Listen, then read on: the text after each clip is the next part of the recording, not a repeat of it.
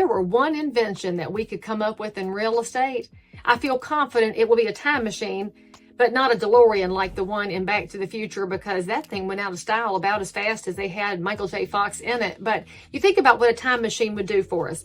All of my buyers would hightail it back to 2008, 9, 10, 11, 12, when the markets were at the lowest spot we've seen in some time.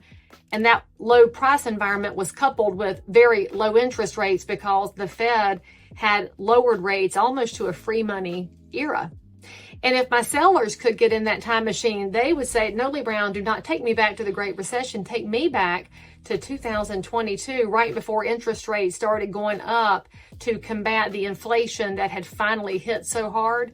Because at that time, I could put a house on the market and generate a bucket load of offers just right out of the gate. Sight unseen, people who just saw it on the internet or heard about it were writing big offers, and our sellers could dictate the terms. They could say they wanted giant deposits or a long time to move out. And now that we're in 20 and 24, our buyers are already back in recession mode. They want to make low offers, and they're a little hesitant to move forward because they have questions about the market. They have questions about the economy. And our sellers in 2024 are finding out that even if we pull all the data and even if we do everything right the way we've been doing it, it still might not generate a buyer in today's market. So what are you to do when it's 2024 and everybody's living in a different year? Well, I want you to think about it this way. Houses are going to be bought and sold because people buy with different motivations and people sell with different motivations.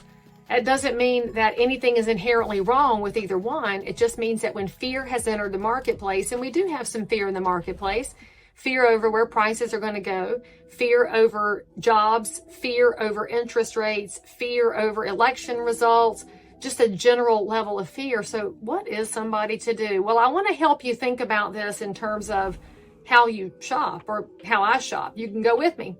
I went into the J. Crew factory outlet down on the Park Road Shopping Center in Charlotte because I love a deal at the outlets. And I was talking with Ann, who works in there, and we were chatting about what's available. I tried on a whole bunch of things because why not? I was just looking to see what was available. I didn't really need anything. I wasn't wanting anything in specific, but I was just checking out what was available. I was what we might call a looky-loo in real estate. So as I'm trying a bunch of things on, maybe it looked all right, but wasn't good enough to make me want to keep it. It didn't flatter me enough to make me say, yes, I'll take it. And it wasn't cheap enough to make me overcome my general feeling of, But I did find this top, and I said, well, that's my color palette because I'm a winter in Color Me Beautiful world, and it feels good, and it looked pretty good, and doesn't show all my business, which is very important for a medium-aged woman. So I said, how much is it? Oh, and it was a great percentage off, and I said, by grannies, I'll take that. And that's our real estate market right now. Nothing was wrong with the other inventory. It just wasn't a big enough discount for me to pull the trigger when I really wasn't in the buying mood. But when I did find something that was very good and a great discount, I did purchase it. So my advice to you, if you're selling a house in any market that is feeling a little bit unstable or wonky, is if you change your price, you can find the buyer who says, I can overcome my fear for that deal. And if you're not willing to adjust your price, when the markets are quiet, it's just going to require a little more patience. So you can trade the time for the money or trade the money for the time. And that's a good conversation to have with your hyper-local realtor, because what's happening here in Concord and Charlotte is wildly different than Austin, Texas, or Kansas City, Missouri, or Syracuse, New York. Each market behaves differently. And in each of those markets, our buyers have different motivations and our sellers have different motivations. When the markets change, you just have to be willing to flex a little bit with it. And then when you find a good deal, don't be afraid. Just because things don't look perfect on the outside doesn't mean they wouldn't suit your purposes quite well.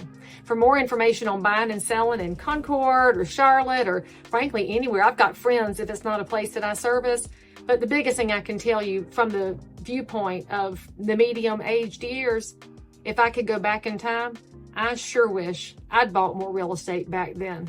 But no time machine. I'll buy some more now and dollar cost average it down the road.